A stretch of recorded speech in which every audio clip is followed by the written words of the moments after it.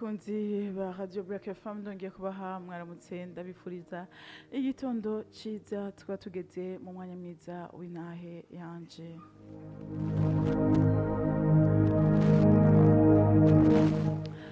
Nkuko muvyumva ijwi ni rya Armila ariko intahe ni ya Vanessa. Jewe Vanessa ngenda bashikirize intahe yanje, ngenda bashikirize ubuzima bwanje, nizera yuko buzohindura ubuzima bwa benshi, aho benshi bashobora kuba bariko baracamwo mu vyo ndiko ndacamwo canke se baba baraciye mu vyo naciyemwo hama ugasanga babuze uko bavyifatamwo.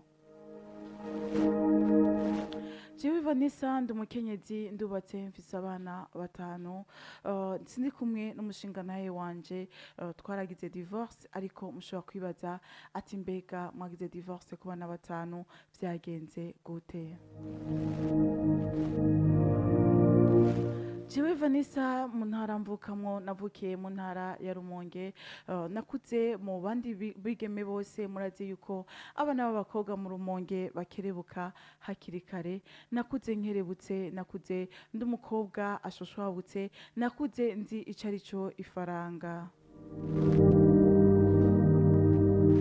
Harageze aho ngera mu bigero nanje nje kubaka nk'abandi bigeme, ndagenda ndubaka nubakana n'umusore yavukiye mu gisagara ca Bujumbura. Vy'ukuri urukundo rwari rwose, vy'ukuri twari dukundanye, n'ukuri yaramarame tukibana, yaritaho urugo, yaritaho umuryango, mbese yaranankundira n'umuryango na jewe ubwanje akankunda. Haheze amezi 6 gusa nibungenze, umushinganahe wanje yatanguye kuja mu kirabo. Nababwiye yuko nari umukobwa akunda gukora cane, mugabo maze kuja ku mugabo, umugabo yambwiye ati niwicare nzoronderera urugo. Maze nanje ndazinga amaboko ndicara kugira ashobore kuronderera urugo, ariko ntivyoroshe kuko ku mezi 6 gusa yaciye atangura guhagarika gutanga ivyankenerwa mu rugo. Ndabibutse yuko nari nibungenze, nari mfise inda y'umwana wa mbere. Umushinganahe wanje yaragiye atangura kuzaraja mu kirabo, akanywa akaborerwa agataha yanyoye yahaze, aho nanje ntiyaba yansigiye na rasyo.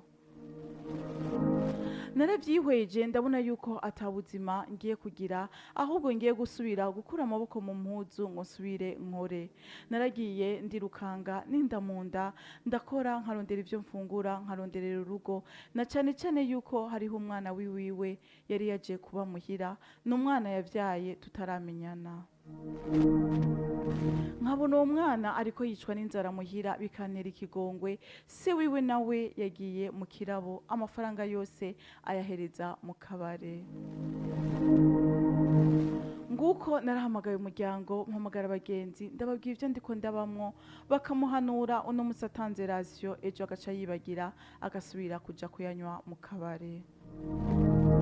Narabibayemwo, mvyara umwana wa mbere nizera ko azohinduka, mvyara uwa kabiri nizera ko azohinduka, maze mvyara irya gatatu mvyara amahasa, baba babaye 4, mvyara n'irigira kandi mba nkwije abana 5.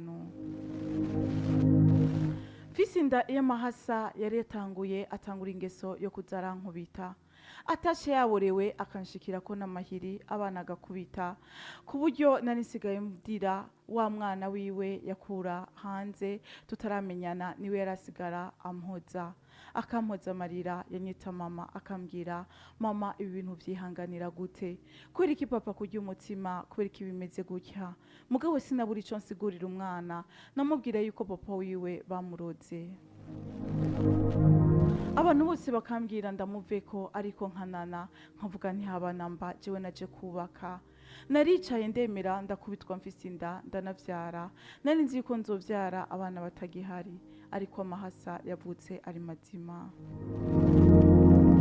Ku mwana wa 5 niho nagiye kubona yuko ibintu bigiye kuba ndanse, aho inyuma y'amahiri, inyuma yo kudatanga rasyo, inyuma yo kwirukanga ndonderera abana uko babaye 6, nkumva yuko ari ingorane kweri.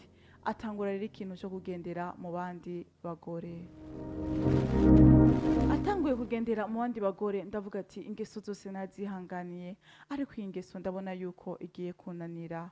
Nukuri abana murumva yuko mfise inda ya gatanu niho yagiye gutanga, y'umwana wa gatanu niho yatanguye kugendera mu bandi bagore, maze kumuvyara ndabona yuko abana bambanye benshi, kuko mfashe ba bana batanu nkongera ko wa wundi wiwe wa gatandatu, murumva yuko baba ari abana benshi, inda nyinshi ngaburira, amafaranga y'ishure, ivyankenerwa vy'urugo, n'umugabo agendera mu bandi bagore.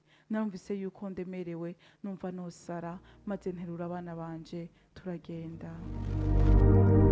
Abantu benshi baramvuze, benshi baramvuma, benshi bambwira yuko ataco maze, benshi bambwira gute nshobora gusiga urugo nkaruta, ariko jewe nije narinzi igikomere n'uburuhe nari mfise, kuko muri uwo mwanya wose ntawo mu muryango iwabo yigeze aza kumfasha, eka ntawo mu muryango iwacu yigeze aza kumfasha, ariko nahukanye bose barahagurutse baravuga, kandi bari bazi ikibazo nari mfise mu rugo.